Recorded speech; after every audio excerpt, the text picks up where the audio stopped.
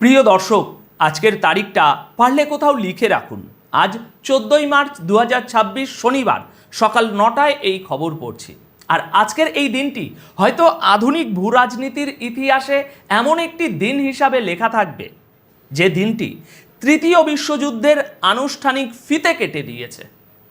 Donald ট্রাম্পের সরাসরি নির্দেশে আজ 14ই মার্চ ভোরে মধ্যপ্রাচ্যের বুকে এমন একটি বম্বিং রেড চালানো হয়েছে যা এর আগে এই অঞ্চল ইতিহাসে কখনো দেখেনি।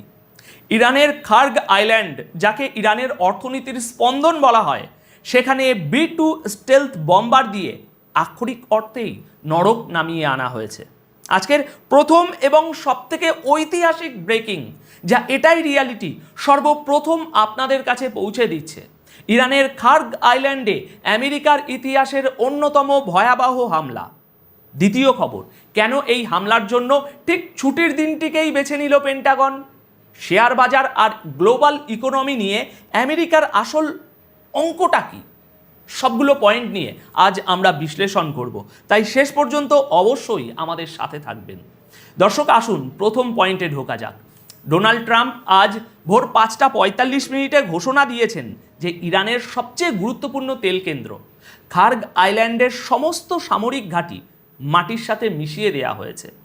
B-2 স্টেলথ বম্বার ব্যবহার করে এই হামলা করা হয়েছে।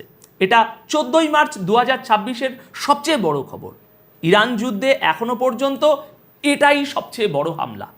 বলা যায় ইরানের জন্য এর চেয়ে খারাপ খবর আর হতে পারে না।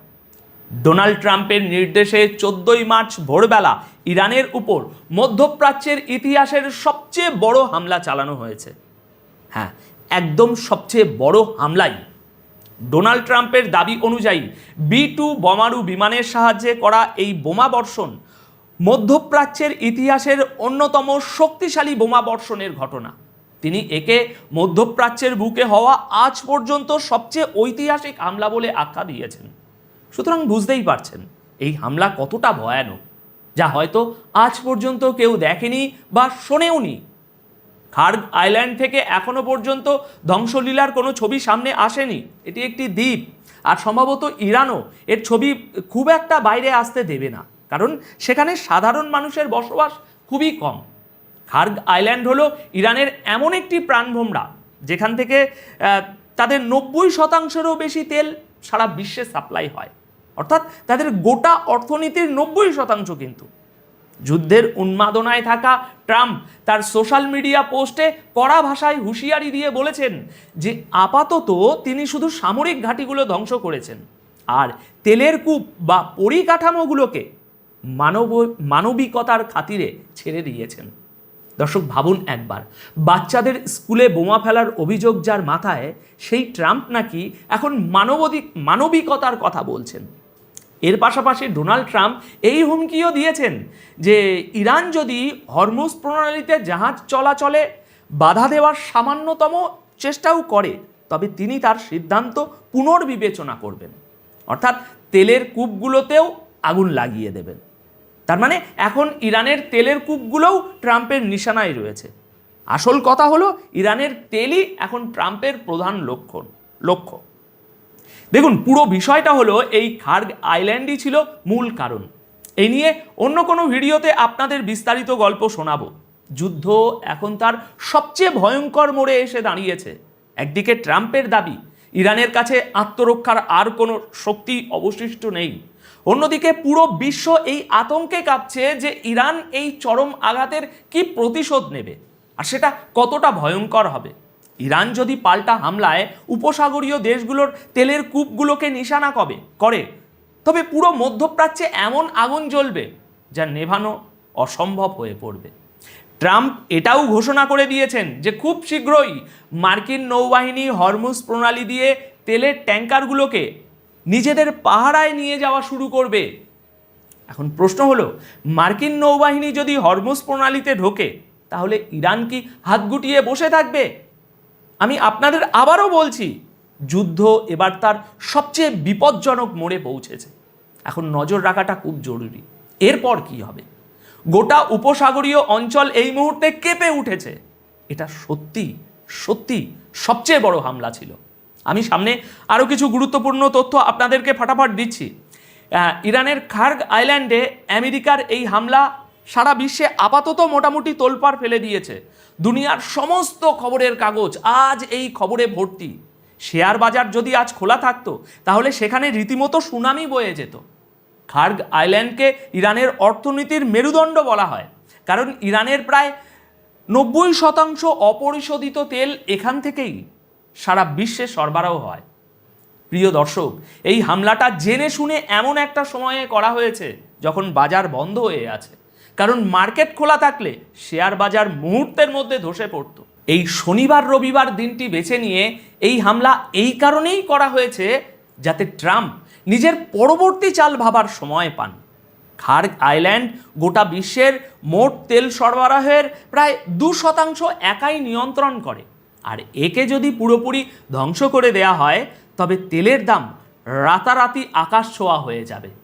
গোটা বিশ্বের তেলের চাহিদার 2% মানে বুঝতে পারছেন, এর মানে হলো একাধিক দেশের তেলের চাহিদা মেটানোর মতো একটা বিশাল অংশ। একটা মাত্র দেশ থেকে বিশ্ববাজারে 2% সাপ্লাই হওয়া বিরাট ব্যাপার। এটা সত্যিই খুব সিরিয়াস খবর।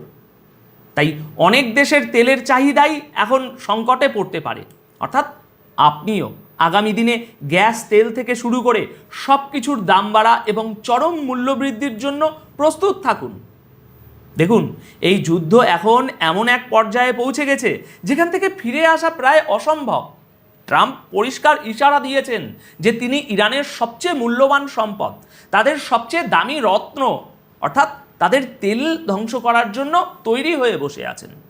এখন সারা বিশ্বের নজর ইরানের প্রতিশোধের দিকে আটকে আছে। এই চরম আঘাতের পর ইরান কি চুপ করে থাকবে, নাকি মধ্যপ্রাচ্যের তেলের কূপগুলোতে এমন আগুন লাগাবে যাতে গোটা বিশ্বের অর্থনীতি জ্বলে ছাই হয়ে যায়? আজ টিভির সব চ্যানেল খুলে দেখুন, দেশ হোক বা বিদেশি, সব জায়গায় শুধু একই খবর, এই আইল্যান্ডের কথা আলোচনা হচ্ছে। এদিকে এরই মধ্যে পেন্টাগন ওই এলাকায় আরও মেরিন সেনা এবং যুদ্ধজাহাজ পাঠানোর নির্দেশ দিয়েছে। সুতরাং এর থেকে সহজেই অনুমান করা যায় যে আমেরিকা এই তেলের হাবটিকে পুরোপুরি নিজেদের নিয়ন্ত্রণে নেওয়ার প্রস্তুতি নিচ্ছে। এটা হবে পরিস্থিতি আরও চরম অবনতির দিকে নিয়ে যাওয়া। চলুন সামনের দিকে এগোই। ইরান এখন কি করছে, আগে কি বলেছিল এবং ভবিষ্যতে কি করবে সেটাও একটু বুঝে নেওয়া যাক। তবে তার আগে ডোনাল্ড ট্রাম্পের বিষয়টা একটু ভাবুন। যুদ্ধের ব্যাপারে ওনার মতো এমন খামখেয়ালি মানুষ আমি আর দেখিনি। ডোনাল্ড ট্রাম্প বলেছেন যে পুরো মধ্যপ্রাচ্যে রাজত্ব করার বা আধিপত্য বিস্তার করার ইরানের যে স্বপ্ন বা পরিকল্পনা ছিল সেটা এখন মরে গেছে। বুঝতে পারছেন ব্যাপারটা? ডোনাল্ড ট্রাম্পের মতে ইরানকে ধ্বংস করার যে ছক তারা কষেছিলেন তা ইতিমধ্যেই বাস্তবায়িত হয়ে গেছে। এখন অনেকেই হয়তো বলবেন এগুলো শুধুই বকবক। দেখুন, অনেক মানুষেরই মনে হতো যে যুদ্ধ হবে না। আমাদের এখানেই অনেকে তারা বলতেন কোনো হামলা টামলা হবে না, দুপক্ষ একে অপরকে শুধু হুমকি ধমকি দিচ্ছে, এরা এভাবেই খেলা করে। অথচ দেখুন, সত্যি যুদ্ধ হচ্ছে। আজ বহু মানুষ প্রাণ হারিয়েছেন, আয়াতুল্লাহ খামেনি শহীদ হয়েছেন। ইরানও যা বলেছিল আমেরিকার ঘাঁটিগুলোতে তারা সেটাই করে দেখাচ্ছে। ইরানও চরম সাহসিকতার সাথে লড়াই করছে। ওদিকে ট্রাম্প যা বলেছিলেন তিনিও সেটাই করছেন। এবার অন্তত ডোনাল্ড ট্রাম্পকে একটু গুরুত্ব দিন, আর ইসরায়েল যে দাবিগুলো করছে সেগুলোকেও সিরিয়াসলি নিন। আপনাদের পছন্দ না হওয়াটা আলাদা ব্যাপার, কিন্তু এটাই এখন বাস্তব। ডোনাল্ড ট্রাম্প এখন আর শুধু হাওয়ায় কথা ওড়ানোর লোক নন, তিনি যা বলছেন সেটাই করে দেখাচ্ছেন। হয়তো একটু সময় লাগছে, কিন্তু করছেন। এবার এদিকের পরিস্থিতি আপনারা যদি একটু খেয়াল করেন তাহলে দেখবেন গতকালই ইরানের তরফ থেকে একটি ওয়ার্নিং দেওয়া হয়েছিল। তাসনিম নিউজ এজেন্সির হেডলাইন নিশ্চয়ই দেখেছেন গতকাল আমাদের এই ভিডিওতে। ইরান তাদের বন্দর বা তেলের পরিকাঠামোগুলোর উপর শত্রুর যে কোনো হামলার বিষয়ে একটা সতর্কতা জারি করেছিল।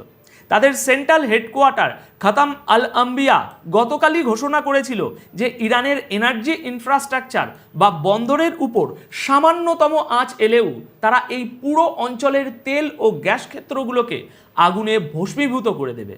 সুতরাং তারা আগে থেকেই জানতো যে এরকম একটা হামলা হতে চলেছে। ইরানের খাতাম আল আম্বিয়া হেডকোয়ার্টার, আইআরজিসি, ইরানি সেনাবাহিনী, এমনকি মন্ত্রীদের তরফ থেকেই বলা হয়েছিল যে ইরানের তেলের পরিকাঠামো এবং বন্দরগুলোর উপর যদি সামান্যতম হামলাও হয় তবে এই পুরো অঞ্চলে যত তেল ও গ্যাসের পরিকাঠামো বা কূপ রয়েছে সবগুলোকে আগুনের লেলিহান শিখায় পরিণত করা হবে। আর আমার কাছে যতদূর খবর আছে এই মুহূর্তে ইরানের হামলাও শুরু হয়ে গেছে। আর আপনারা যাকে আসল তাণ্ডব বলেন সেটা এবার সচক্ষে দেখতে পাবেন। ডোনাল্ড ট্রাম্প এটা একটা অত্যন্ত খারাপ এবং ভুল পদক্ষেপ নিয়েছেন।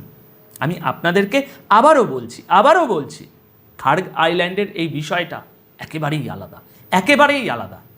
এর পাশাপাশি প্রেস টিভির একটি হেডলাইনে গতকালই এই কথা বলা হয়েছিল যে আত্মরক্ষার সম্পূর্ণ অধিকার ইরানের রয়েছে, হরমুজ প্রণালীতেও আমরা নিয়ন্ত্রণ বজায় রাখব। পাশাপাশি তারা মার্কিন হামলার তীব্র নিন্দাও করেছিল। রাষ্ট্রসংঘে ইরানের যিনি রাষ্ট্রদূত বা প্রতিনিধি রয়েছেন সৈয়দ ইরাভানি, তিনি সেখানে এই কথা জানিয়েছেন।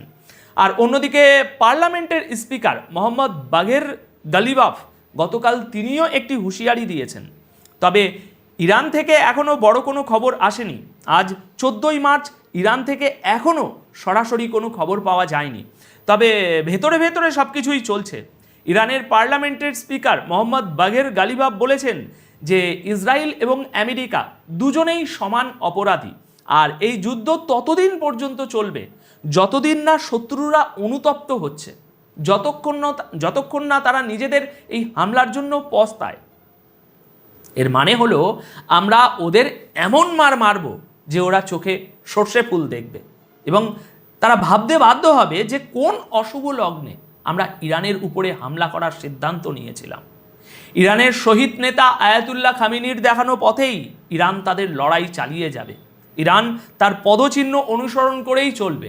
আর এই লড়াইয়ে ইরানকে নেতৃত্ব দেবেন আয়াতুল্লাহ মোস্তাফা খামেনি। তার নেতৃত্বেই ইরান আগের মতোই সামনের দিকে এগিয়ে যাবে। হয়তো আপনাদের মধ্যে অনেকেরই এই খবরটি পছন্দ হয়নি, আমি সেটা বুঝতে পারছি এবং আপনাদের আবেগের কদরও করছি। কিন্তু দেখুন মশাই, আপনি যদি এই ক্ষতি বা ধ্বংসের কথা শুনতে না চান তাহলে বুঝবেন আপনি বর্তমান পরিস্থিতি এবং আগামী দিনের ভয়াবহতা থেকে পুরোপুরি একটা অন্ধকারে রয়েছেন। অনেক ধন্যবাদ আপনাদের সকলকে। আগামী দিনে এমন আরও অনেক খবর আসবে। সাবধানে থাকবেন, সুস্থ থাকবেন, ভালো থাকবেন। আবারও আপনাদের সকলকে অনেক ধন্যবাদ।